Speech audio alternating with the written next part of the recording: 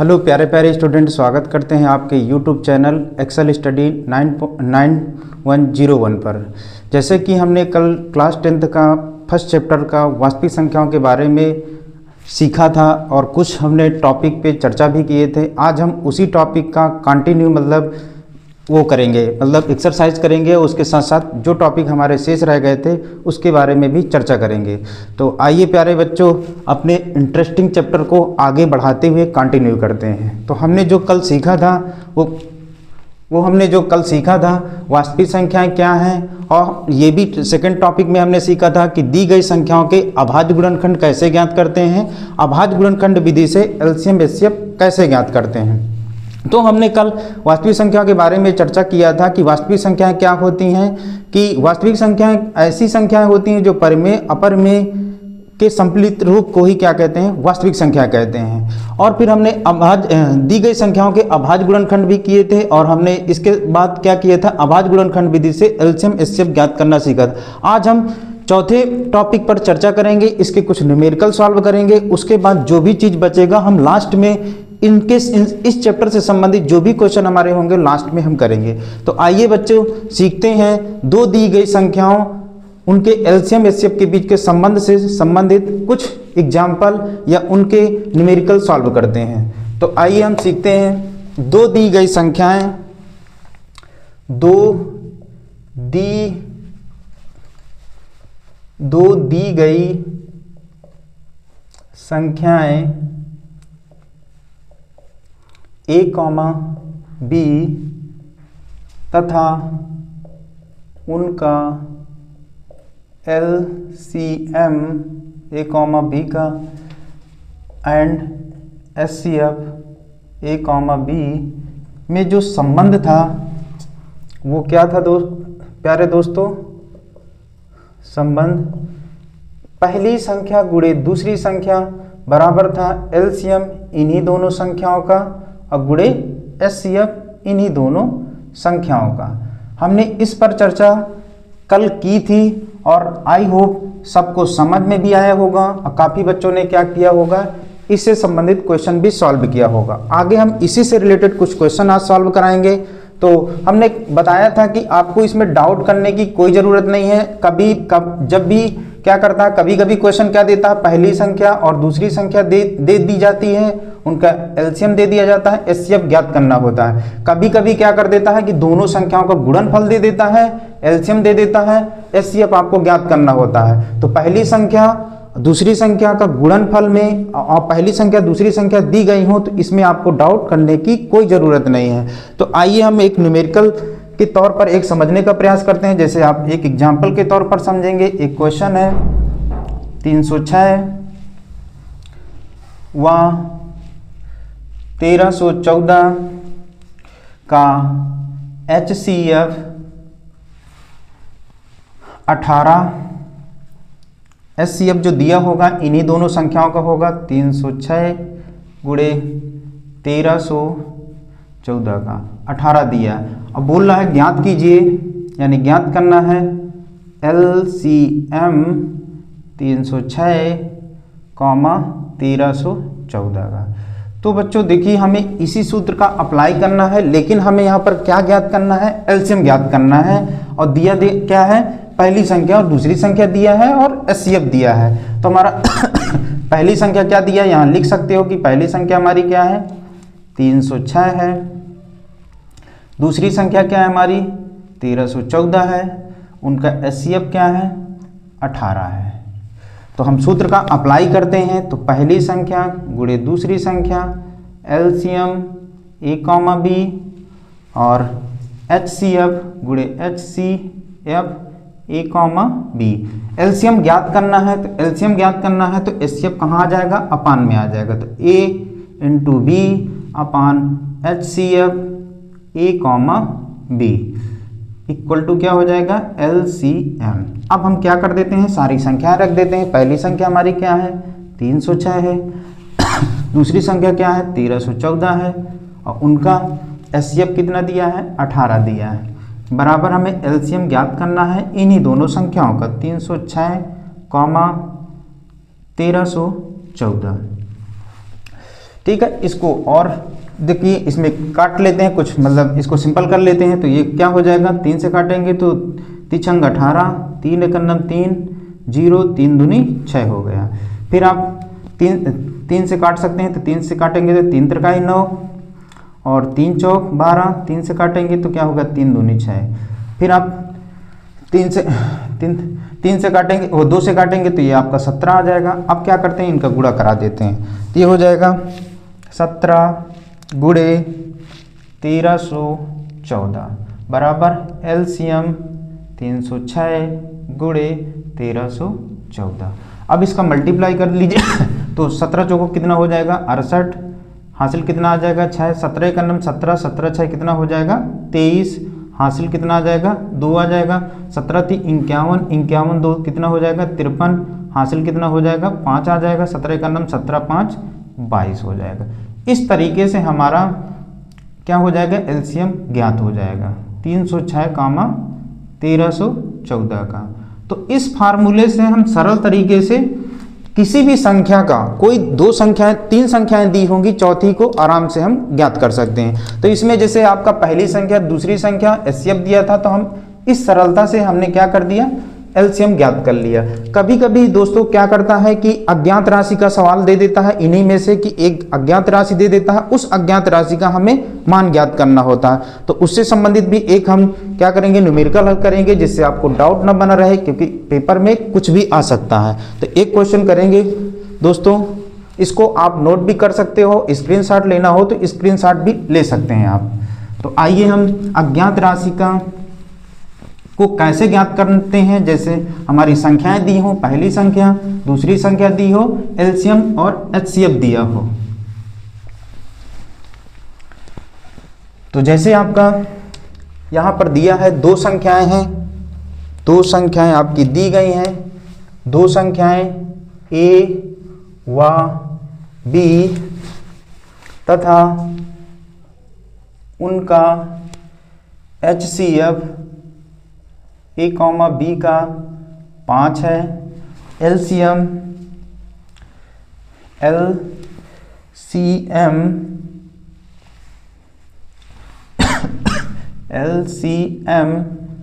ए comma B का 200 है। यहाँ पर दोस्तों क्या बोला है कि दोनों संख्या ए इंटू बी का मान ज्ञात करना है। इसका मतलब है कि दोनों संख्याओं का गुणनफल हमें ज्ञात करना है। तो हम इसका संबंध पढ़ ही चुके हैं। जब हमारा एलसीएम एचसीएफ ज्ञात हो, दोनों संख्याएं दी हो, तो क्या होता है फार्मूला, पहली संख्या गुणे दूसरी संख्या बराबर होता है एलसीएम इन्हीं दोनों संख्याओं का, एचसीएफ इन्हीं दोनों संख्याओं का। तो सबका मान रख देते हैं। हमें a इंटू बी यानी दोनों संख्याओं का गुणनफल ज्ञात करना है।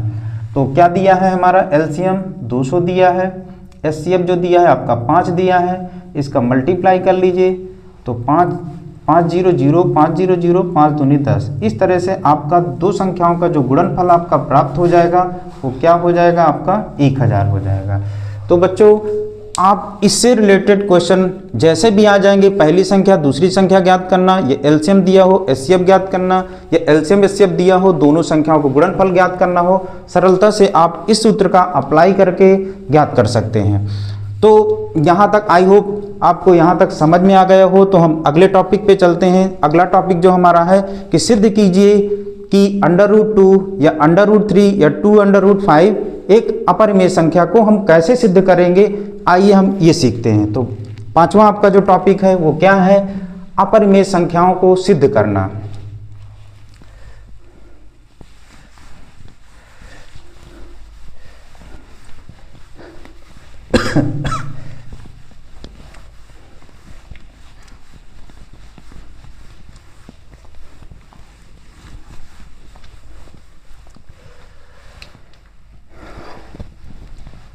तो सिद्ध कीजिए 5वां आपका जो टॉपिक है, सिद्ध कीजिए कि √3 एक अपरिमेय संख्या है। ये हमें प्रूव करना है। तो इसको हम आइए सरलता से सीखेंगे। तो सबसे पहले हम क्या कर देते हैं कि √3 को तो हमें पता है कि एक अपरिमेय संख्या है, लेकिन हम इसको क्या करते हैं, एक आपको आधारभूत प्रमेय का आपको जानकारी थोड़ा दे देते हैं। आधारभूत प्रमेय क्या है? आधारभूत प्रमेय से हम किसी भी अपरिमेय संख्या को हमें क्या करना, सिद्ध करने का सरलता से मतलब ज्ञात करेंगे। तो आधारभूत प्रमेय का कथन ये कहता है कि कोई भी अगर दी गई संख्या है, आधारभूत प्रमेय कोई भी दी गई संख्या, मान लीजिए सपोज दैट आपका क्या दिया है, 12 दिया है। अगर 12 के हम फैक्टर करेंगे तो आपका 2 गुणे 2 गुणे 2 और गुणे 3, यानी दी गई संख्या के जितने भी गुणनखंड होंगे उस संख्या का को प्रत्येक गुणनखंड उसको क्या करेंगे, विभाजित करेंगे। यही आपका आधारभूत प्रमेय का कथन है। इसी कथन के द्वारा हम सिद्ध करेंगे कि किसी भी अपरिमेय संख्या को सिद्ध कैसे करते हैं। तो सबसे पहले हम मान लेते हैं, हमें प्रूव करना है कि √3 एक अपरिमेय संख्या है। तो सबसे पहले हम मान के चलेंगे कि √3 एक क्या है, अपरिमेय संख्या है। हम मान के चलेंगे कि √3 एक परिमेय संख्या है। तो माना कि √3 P/Q के रूप में एक परिमेय संख्या है, जिसका सहअभाज्य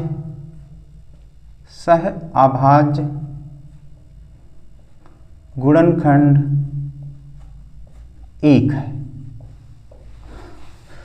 आगे हम कंटिन्यू करते हैं क्या, √3 = P/Q। अब क्या करते हैं, दोनों पक्षों का वर्ग करते हैं। दोनों पक्षों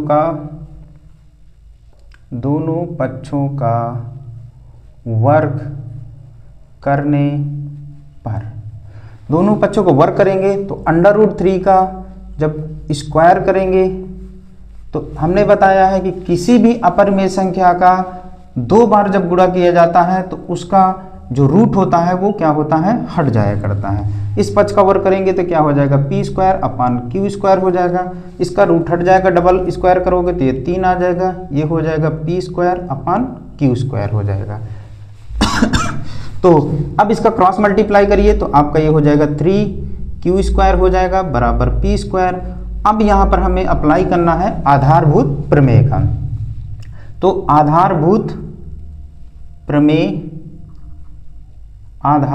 प्रमेय से अभी हमने आपको बताया था कि कोई भी संख्या के जितने भी गुणनखंड होंगे उस संख्या को प्रत्येक गुणनखंड क्या कर रहे होंगे, विभाजित कर रहे होंगे।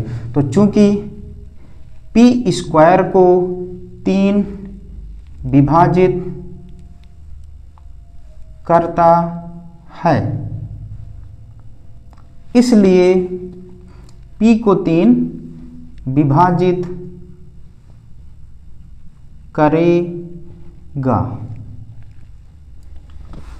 ठीक, अब आगे इसको हम समीकरण क्या मान लेते हैं, समीकरण नंबर 1 मान लेते हैं। फिर हम क्या करते हैं, P² को तो हमने दिखा दिया कि 3 विभाजित करता है। अब Q को दिखाने के लिए हम एक अचर राशि मानते हैं। तो मान लेते हैं, माना P बराबर 3K मान लेते, K एक कहाँ, जहाँ पर अचर राशि है। अब क्या करते हैं, फिर से पुनः दोनों पक्षों का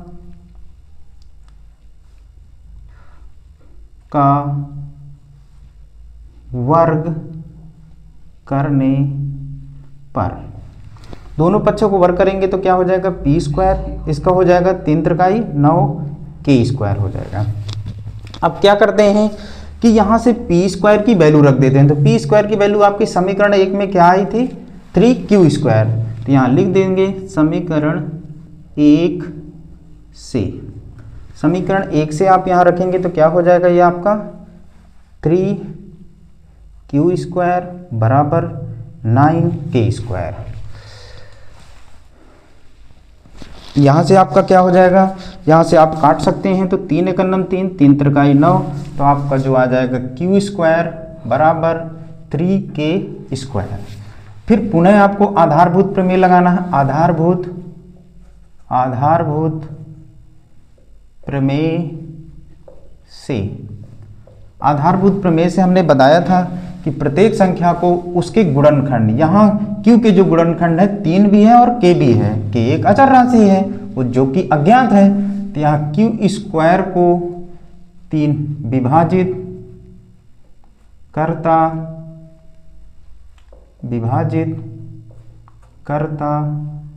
है, इसलिए q को भी 3 विभाजित करेगा। ये आपको समीकरण नंबर 2 मान लेना है। अब बच्चों यहाँ से हमें पता चलता है कि p तथा q जो हमारी परिमेय संख्या माने थे, p तथा q को 3 ही एक ऐसी संख्या है जो दोनों को विभाजित कर रही है, जबकि हमने क्वेश्चन में क्या माना था कि p तथा q एक परिमेय संख्या है लेकिन उसका सह अभाज्य गुणनखंड कितना है, 1 है। तो यहाँ हमारे कथन का क्या हो रहा है, जो माना गया कथन है उसका विरोधाभास हो रहा है। तो हम समीकरण 1 और 2 से, समीकरण 1 व समीकरण 2 से ज्ञात होता है कि p तथा q का सह अभाज्य गुणनखंड 3 है, जबकि हमने कथन में 1 माना था। यहाँ हमारे कथन का विरोधाभास, या इंग्लिश में इसी को बोलते हैं कंट्राडिक्शन, विरोधाभास हो रहा है। इसलिए √3 एक क्या है, परिमेय संख्या नहीं है। जब परिमेय संख्या नहीं है तो क्या हो जाएगी, अपरिमेय संख्या हो जाएगी। तो यहाँ आप लिख सकते हैं, आता है √3 एक अपरिमेय संख्या है। ठीक है। तो आई होप बच्चों आपको ये बहुत सरलता से मतलब सीख गए होंगे कि किसी भी अपरिमेय संख्या को कैसे प्रूव कर सकते हैं, किससे, आधारभूत प्रमेय से। तो ये आप इस तरीके से आप करोगे तो बोर्ड एग्जाम में आपको पूरे के पूरे नंबर मिलेंगे। आइए इसी से रिलेटेड एक क्वेश्चन और करते हैं, फिर हम आप कंटिन्यूएशन करते हैं। तो सबसे एक और हम क्वेश्चन करते हैं जिससे आपको सरलता से समझ में आ जाए। तो इसको आप नोट कर सकते हैं या स्क्रीनशॉट ले सकते हैं। अगले क्वेश्चन पर आते हैं।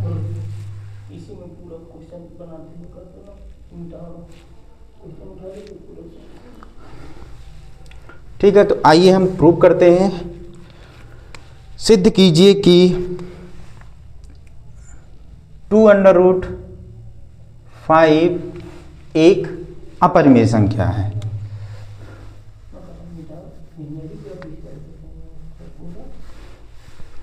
तो इसको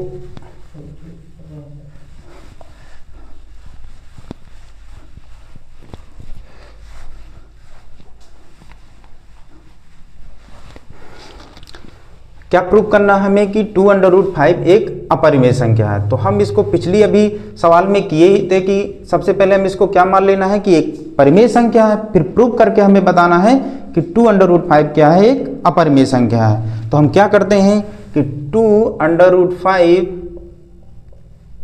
p/q के रूप में एक परिमेय संख्या है जिसका सह अभाज्य गुणनखंड क्या है, 1 है। ये आपका कॉमन रहेगा, हर क्वेश्चन में ये आपका कॉमन रहेगा। आगे से हम कंटिन्यू करते हैं। तो 2√5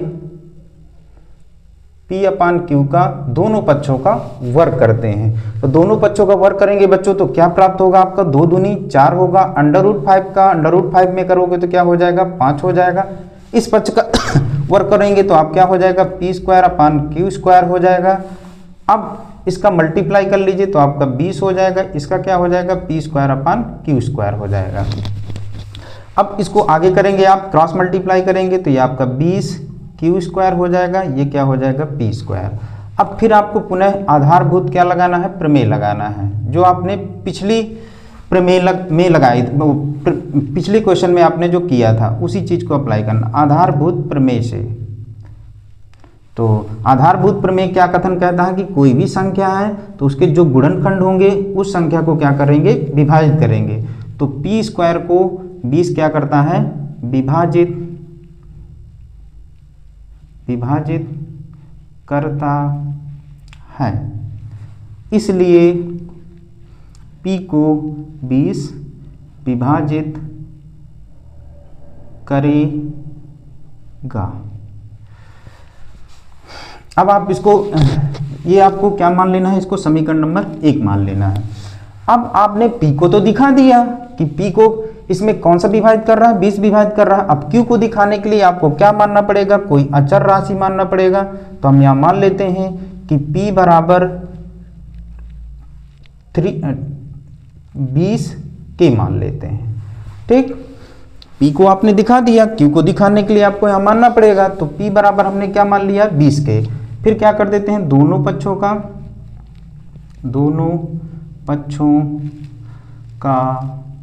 वर्ग करने पर, तो दोनों पक्षों को वर्ग करेंगे बच्चों तो क्या मिलेगा आपको, p²। इधर करेंगे तो आपका 400 हो जाएगा, k का करेंगे तो k² हो जाएगा। अब यहाँ पर अब आपको क्या करना है, समीकरण 1 से वैल्यू उठाना है।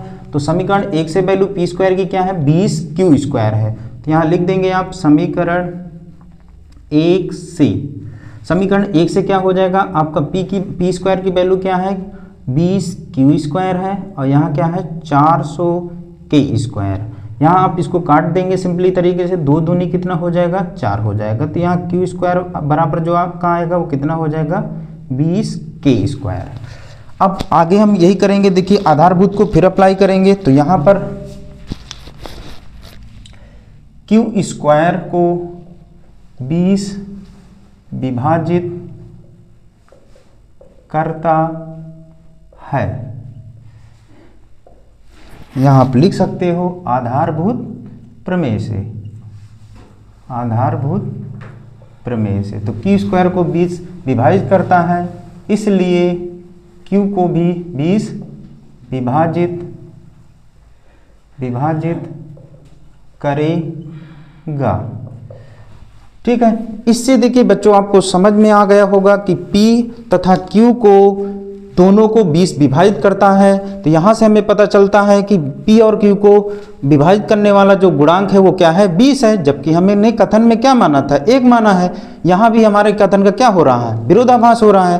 तो यहाँ लिख सकते हैं, फिर वही आप कथन लिख सकते हैं, समीकरण 1 व समीकरण 2 से ज्ञात होता है कि p तथा q का सह अभाज्य गुणनखंड क्या है, यहाँ पर 20 है, जबकि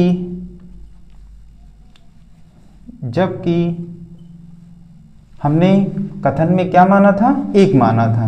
यहाँ हमारे कथन का क्या हो रहा है, विरोधाभास हो रहा है, यानी इंग्लिश में क्या बोलते हैं, कंट्राडिक्शन। इसलिए 2√5 एक क्या है, परिमेय संख्या नहीं है। तो परिमेय संख्या नहीं होगी तो क्या होगी, अतः 2√5 क्या हो जाएगा, एक अपरिमेय संख्या होगा। इस तरीके से आप किसी भी अपरिमेय संख्या को सरलता से आधारभूत प्रमेय के कथन से आप प्रूव कर सकते हैं। तो बच्चों हमने फर्स्ट चैप्टर को बहुत सरलता से इंटरेस्टेड तरीके से हमने सीखा है और टॉपिक बाय टॉपिक हमने सीखा है। जो भी आपको क्वेश्चन इससे रिलेटेड अगर आपको डाउट हो तो कमेंट बॉक्स में भी आप बता सकते हैं। सेशन अच्छा लगा हो तो अपने दोस्तों के साथ शेयर करें, कमेंट करें और जो भी सुझाव है कमेंट बॉक्स में अवश्य दें। थैंक यू बच्चों।